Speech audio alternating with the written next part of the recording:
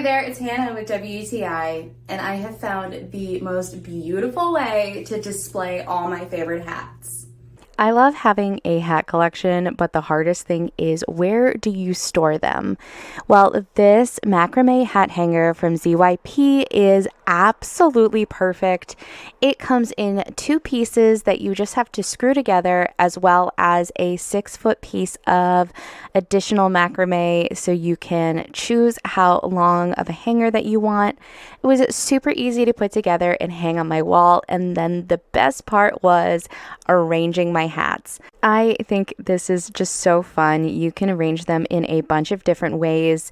You can even use the two pieces of this hanger and hang them separately if you want, and just move all of the different pieces around.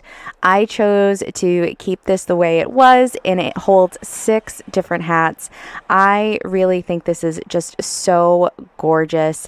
I am super happy with the quality of this, and I love how all of my hats look hanging up on my wall. I think this is so unique and is just the perfect thing for someone who has a ton of hats like me, and it also will help maintain the shape of your hat. So it's not like storing them all together, but it really is the perfect thing to put your cowboy hats, sun hats, whatever you have. It is great.